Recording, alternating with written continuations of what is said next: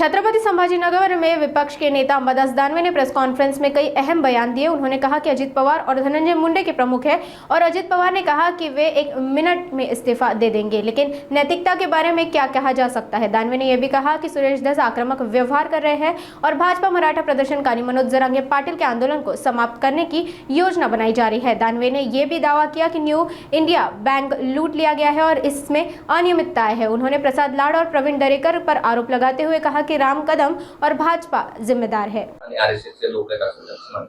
तिथले स्थानिक जे आमदार आहेत त्या भागातले मुंबईतले खरं तर अशा बँकेचं का, कारण ज्या ज्या पद्धतीनं कर्ज दिलं होते कर्ज फेडच मोठ्या प्रमाणावर झालेली नाही, अनियमितता या सगळ्या प्रकरणात झालेली आहे आणि सगळे कर्ज प्रकरण राम कदम जे आमदार आहेत त्यांच्या शिफारसीने झालं अशा पद्धतीचं ठेवीदारांचं म्हणणं आहे आणि ठेवीदारांच्या त्याच्यामुळे जे नुकसान होतं याला राम कदम किंवा भारतीय जनता पार्टी सहभागी आहे असं सुस्पष्टपणे दिसतंच आहे ना।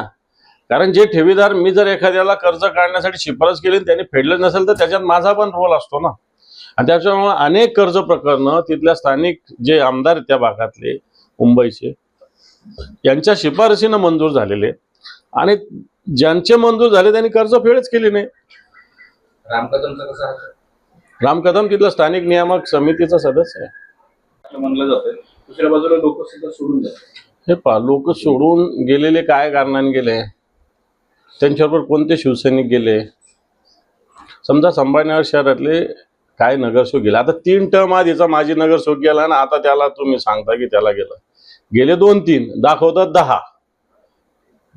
जे मागच्या संभाजीनगरचं इलेक्शन 2020 ला होती, 2014 ला 15 ला निवडून आले नगरसेवक आणि 2010 ला निवडून आले नगरसेवक। आता 14 वर्षानंतर 15 वर्षानंतर गेलेले त्यांना आपण नगरसेवक म्हणतो। मला असं वाटतं पुलाखालून बरंच पायाने वाहून गेलेलं असतं, एकही शिवसैनिक यांच्या सोबत गेला नाही, परंतु यांना प्रलोभनं दाखवली जातात हे सत्य आहे, निधीचं आमिष दाखवले जातात हेही सत्य आहे। जे आधी गेले त्यांचे हाल काय झाले हे त्यांना बघा असं आम्ही सांगतो की ज्याला 1 रुपया देईल सांगितलं त्याला 4 आणे पण दिलेले नाही, अशा प्रकारची स्थिती आहे। मला वाटतं फसवणूक करून प्रलोभन दाखवून अशा पद्धतीने कार्यकर्ते फोडण्याचं पाप हे लोक करतात। मला नाही वाटत असं। रामदासभाई कदम काल कोकणात म्हणले की ठाकरेंचा आणि कोकण सकाळीचा संबंध नाही, यावर कोकणवासींनी काल शिक्कामोर्तब केलं। माझं भाकीत आहे, मातोश्रीत फक्त त्यांचं कुटुंब आणि ते त्यांच्याशिवाय कुणी उभं राहणार नाही त्यांच्या मागे सांगितलं। मला वाटतं रामदासभाईने अशा स्वप्नातच राहायला काही हरकत नाही। ठीक आहे, आमदार कमी निवडून आले, एवढी सगळी यंत्रणा कोणता शहा म्हणत होते उद्धव साहेब, त्या शहाची यंत्रणा, देशातले अनेक केंद्रातले मंत्री, अनेक राज्याचे मुख्यमंत्री, पैसा, ईव्हीएम हे सगळं वापरून हे 20 आलेच ना। सगळं वापरून हे सगळं बाजूला केलं असतं तर 100 आला असतो आम्ही, परंतु हे सगळं वापरून जे तुमची 20ची संख्या, आमची 20 संख्या आलेली आहे हेही विसरतेनाने शिवसेना संपवणारे अनेक लोक येऊन गेले, परंतु तेच संपलेले असं मी बाईंना सांगू इच्छितो। एकनाथ शिंदे जायचं काही संबंध नाही। आता अधिवेशन सुरू होतंय संसदेचं पण आणि विधानमंडळाचं पण। या पार्श्वभूमीवर दर अधिवेशनाच्या आधी आम्ही बैठका घेत असतो, त्याचीच ही बैठक आहे। कारण ह्या बैठका आत्ताच ज्या शिवसेना नेत्यांची बैठक झाली त्याच्यामध्ये या बैठका ठरलेल्या आहे, त्या बैठकांना मीही होतो। आता जे अधिवेशन आहे विधिमंडळाचं तेही 3 मार्चला सुरू होतंय आणि लोकसभेचं अधिवेशन पण, पुढचं बजेटरी अधिवेशन जे आता अर्ध झालेलं आहे, थोडंसं झालेलं आहे। याच्या पार्श्वभूमीवर एक शिवसेनेची भूमिका या हेतूने चर्चा करण्यासाठी पक्षप्रमुख नियमित बोलवत असतात, त्याचीच ही बैठक आहे। त्याला ऑपरेशन टायगरची पार्श्वभूमी आहे असं बोललं जातं।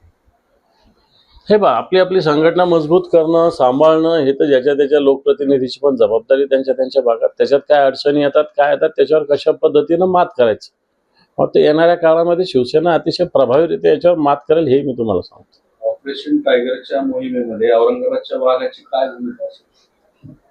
हे बा, हे ऑपरेशन टायगर 2-4 लोकांना घेऊन जाणं आमिष दाखवून म्हणजे ऑपरेशन टायगर नाही, बरं का। आमिष दाखवून, भूलथापा देऊन जे गेलेले त्यांची जरा प्रतिक्रिया जाणून घ्या तुम्ही। कुत्र सुद्धा विचारत नाही त्यांना तिकडं काय संघटन आहे का काय, तिथे सगळे सुभेदार निर्माण झालेले, याची सुभेदारी या मतदारसंघाची, त्याची त्या सुभेदारची, बाकी काय तिथं काम? इतरांसारखं तुमचं होणार नाही ना तिथे. बिलकुल होणार नाही. म्हणजे पुढच्या बाबतीत असं घडणार नाही ना तिकडे. माझा काय संबंध येतो? कारण चंद्रकांत खैरे मागे म्हणले होते की त्यांना राज्यपाल पदाची ऑफर आहे, तर तुम्हाला ऑफर दिली नसेल. मला काही ऑफर नाही. माझं काही कोणाशी राजकीय दृष्ट्याने असं बाकी भेटी गाठी तर कुठं विमानतळावर, कुठे एखाद्या लग्नात ते होत असतात. त्या काय चुकीच्या किंवा होणे असं मी म्हणत नाही, परंतु अशी ऑफर मला कोणतीही नाही आणि मला द्यायची कोणाची हिंमत पण नाही.